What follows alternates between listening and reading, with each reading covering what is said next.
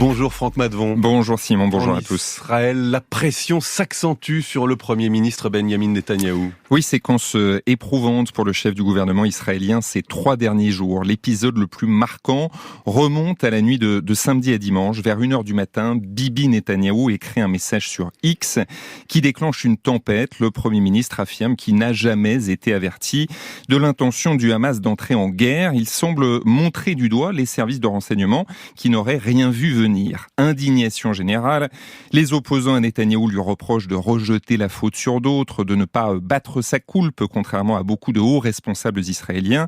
Bibi est contraint d'effacer son message et de présenter des excuses. Depuis les massacres du 7 octobre, le Premier ministre refuse un mea culpa. Tout juste a-t-il déclaré samedi qu'il répondrait aux questions difficiles, mais après la guerre. C'était au cours d'une conférence de presse aux côtés du ministre de la Défense, Yoav Gallant, et de son opposant Benny Gantz, qui a rejoint le gouvernement de crise.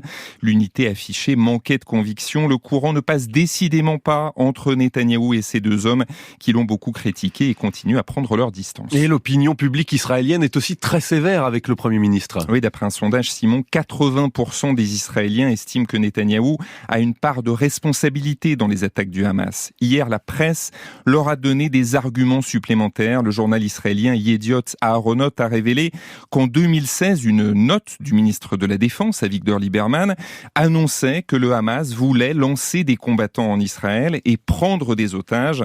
Conclusion, Netanyahou savait. Son cabinet dément. Enquête accablante aussi dans le New York Times sur les failles de la sécurité israélienne face au Hamas.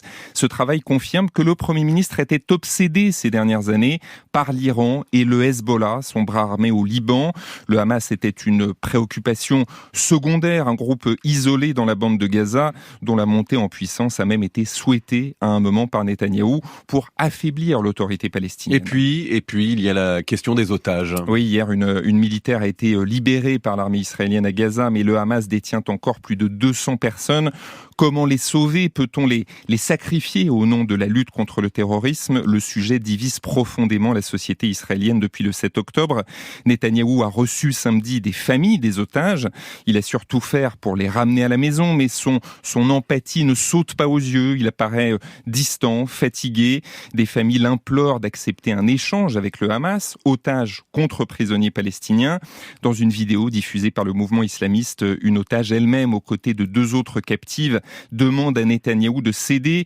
Même si les propos sont tenus sous la contrainte, c'est le Premier ministre qui est une nouvelle fois interpellé. Lui affiche sa détermination, il l'a redit hier soir, pas de trêve à Gaza, appel à la libération de tous les otages. Netanyahou est un formidable animal politique qui a réussi à rester au pouvoir malgré les ennuis judiciaires, grâce à d'improbables alliances avec l'extrême droite. Cette fois, il lui faudra bien plus que des calculs partisans pour conserver son poste. Merci Franck Madvon.